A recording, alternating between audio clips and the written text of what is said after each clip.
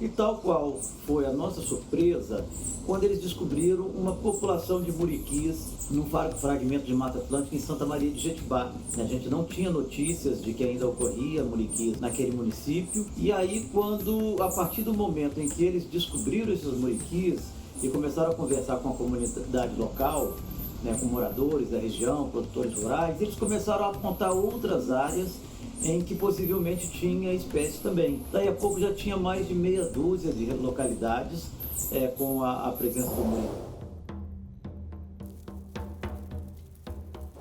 Estamos aqui mais um dia da expedição do projeto Rede Muriqui aqui na região serrana do Espírito Santo. Como eu havia falado, hoje eu vou conversar com o professor Sérgio Lucena Mendes, que é coordenador do projeto Muriquis aqui do Espírito Santo há mais de 2 décadas e é o atual presidente, diretor do Instituto Nacional da Mata Atlântica, que funciona nesse lugar lindo aqui, onde eu vim para poder entrevistar o professor Sérgio.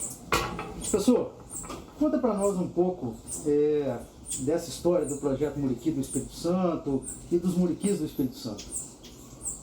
Bem, Marcelo, é uma história bastante curiosa, porque no final da década de 90, por volta ali de 99, 2000, já entrando na década de 2000, nós resolvemos organizar um projeto no Espírito Santo em busca de primatas ameaçados de extinção, que eram pouco conhecidos, em regiões pouco exploradas, e primatas de um modo geral, não especificamente os muriquis. E aí nós começamos a expedição com o Rogério Ribeiro e a Vanessa, que trabalhavam conosco naquela época, começamos a circular em alguns municípios da região serrana. E tal qual foi a nossa surpresa quando eles descobriram uma população de muriquis num fragmento de Mata Atlântica em Santa Maria de Jetibá. A gente não tinha notícias de que ainda ocorria muriquis naquele município, naquela região.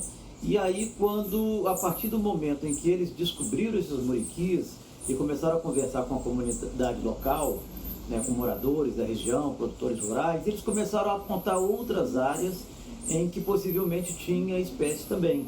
Então, fomos redescobrindo a espécie num fragmento aqui, outro lá, outro acolá. Daí a pouco já tinha mais de meia dúzia de localidades com a presença do muriqui confirmado. Então nós submetemos na época ao programa ProBio do Ministério do Meio Ambiente um projeto para estudar mais intensivamente os muriquis, fazer um trabalho educativo na região, estudar aspectos do comportamento, ecologia, genética, e conseguimos aprovar esse projeto. Então demos início em 2002 ao projeto Muriqui Espírito Santo. Portanto, este ano está fazendo 2 décadas, 20 anos do projeto Muriqui. Então, durante esse tempo, nós tivemos muitas pessoas que passaram pelo projeto, como bolsistas, pesquisadores, foram organizadas projetos de pesquisa, elaboradas teses de mestrado, teses de doutorado, dissertações de mestrado, e até que nós fomos encaminhando para elaborar um plano de conservação para a espécie nessa região central serrana. Porque nós descobrimos depois que também tinha muriquis em algumas outras áreas que a gente não tinha identificado no início. Então nós resolvemos fazer, assim, digamos, uma varredura nesses 3 municípios da região central serrana, Santa Teresa, Santa Maria de Jetibá e Santa Leopoldina, que é onde concentrava a maior área de mata, e com mais ou menos conectadas entre si, e confirmamos mais alguns novos grupos. E depois nos voltamos também para estudar os muriquis na Reserva Biológica Augusto Rusk, no município de Santa Teresa, que é uma reserva biológica do ICMBio, que já sabíamos da ocorrência do muriqui lá, mas havia muitos anos que ninguém estudava. Então, com isso, nós fizemos um monitoramento ao longo de vários anos, ficamos monitorando 5 grupos de muriquis anualmente, recontando, recenseando a população em Santa Maria de Jetibá, e passamos a fazer uma estimativa da população na Rebio Augusto Rusk também. E aí, por ocasião de um financiamento que nós tivemos da FAPES e Vale, nós então elaboramos um plano de conservação dos muriquis na região central serrana, que é um plano que nós finalizamos o ano passado. Professor, a gente sabe que existe uma política pública nacional, um plano nacional, né, relacionado à conservação dos muriquis.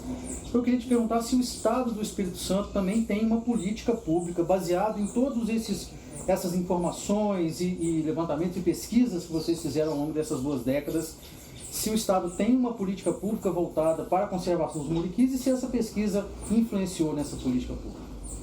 Foi uma boa pergunta, Marcelo. Na verdade, depois de cerca de 10 anos de projeto Muriqui no estado do Espírito Santo, nós sentimos a necessidade de ter uma política estadual de conservação da espécie. Nós já tínhamos participado, né, da elaboração do Plano Nacional para a Conservação dos Muriquis, né, que foi uma iniciativa muito bacana, com a participação de técnicos, cientistas, etc. Mas nós achamos que era necessário um plano mais local, focado na região que nós estávamos trabalhando, com os agentes públicos que estão naquela região. Então nós propusemos ao Estado do Espírito Santo, através da Secretaria de Estado do Meio Ambiente e o Instituto Estadual de Meio Ambiente, a preparação de um plano estadual para a conservação dos muriquis. Nós conseguimos, na época, um financiamento e organizamos a oficina, né, fizemos um estudo prévio, a elaboração de um documento preliminar e depois nós organizamos uma oficina de trabalho e elaboramos com pesquisadores, com participação de agentes públicos, desde de representantes dos municípios da região, representantes do governo do estado, dos institutos estaduais de meio ambiente e até representantes da própria polícia ambiental.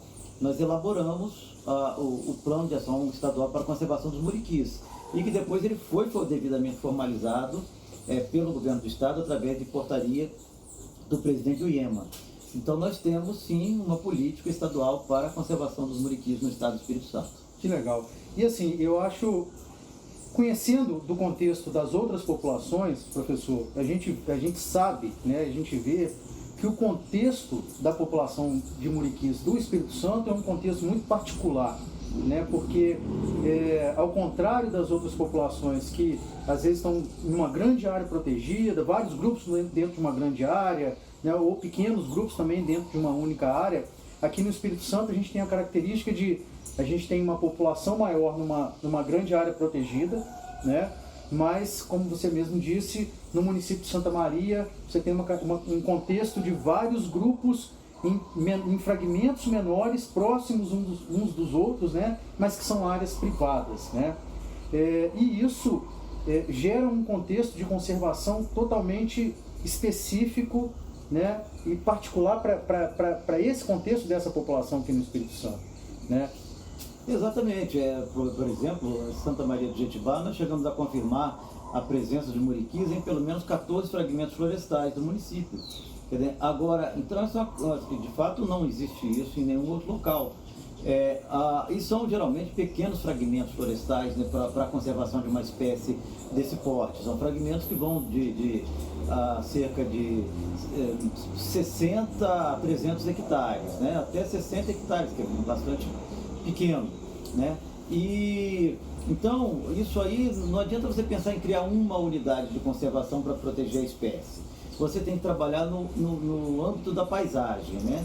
Ou seja, o que é a paisagem? Enxergar onde estão os muriquis, onde estão as conectividades, né, que ligam uma mata à outra e planejar uma conservação de médio a longo prazo visando essa conectividade, esse fluxo gênico entre fragmentos, porque cada grupo isoladamente tenderá a se extinguir com o tempo, né? Todos os dados de biologia da conservação conduzem a concluir que se não tivermos uma visão, uma ação de conectividade, de dispersão, né, de recolonização de novas áreas, a população tende a se extinguir. Sim.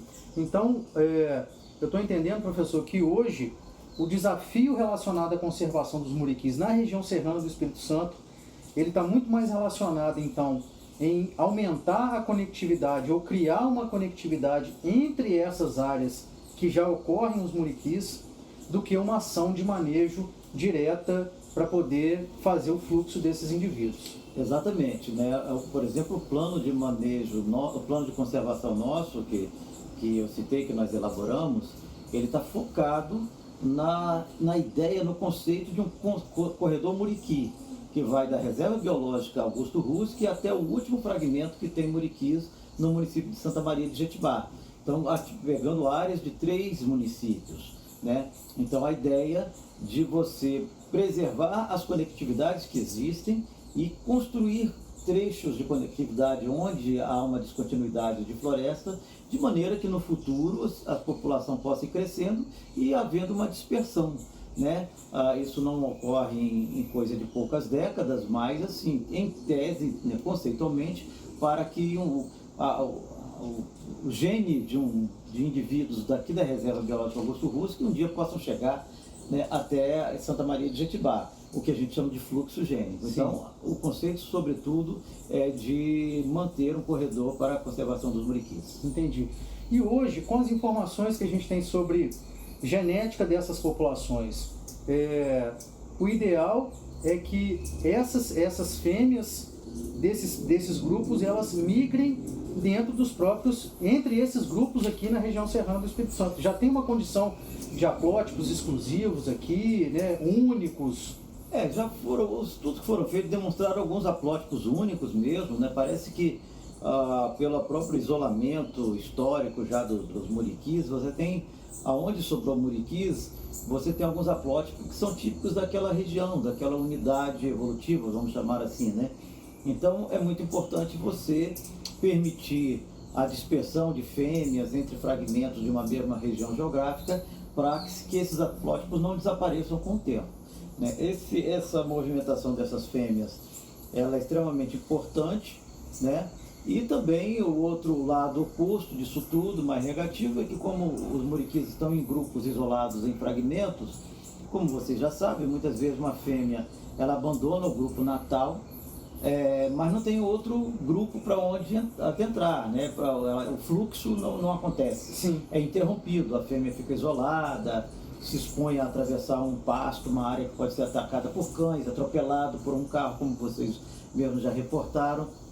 Então, esse é o grande desafio, estabelecer conexões e, eventualmente, para indivíduos isolados que não podem, que não tem para onde ir por conta própria, até fazer o manejo, a captura, a translocação, também são técnicas que a gente tem que vislumbrar dentro desse conceito amplo de conservação da espécie. Entendi. Bom, amigos, como vocês viram, a conversa com o professor Sérgio Lucena, diretor do Instituto Nacional da Mata Atlântica aqui em Santa Teresa, né, na região serrana do Espírito Santo, foi extremamente interessante, né? A gente pôde ver como que o contexto para a conservação dos muriquis aqui na região serrana do Espírito Santo é um contexto diferente, bem específico, em função das características da paisagem onde eles ocorrem, né? Os muriquis aqui no Espírito Santo estão distribuídos em vários grupos, em vários fragmentos florestais. E o professor explicou que, como já existe uma cobertura florestal grande aqui na região serrana do Espírito Santo, o desafio é a gente criar pequenos corredores ecológicos ligando, então, esses fragmentos para permitir o fluxo desses indivíduos, né? Principalmente dessas fêmeas migrantes, para que elas não fiquem isoladas, então, num determinado fragmento sem conectividade. Espero que vocês tenham gostado, e se você gostou e quer acompanhar os vídeos que nós estamos produzindo e as expedições, não esqueça de deixar o seu like, de comentar tudo que você quer ver aqui no canal e de ativar o sininho de notificações para você não perder nada. Então é isso, pessoal. Até breve.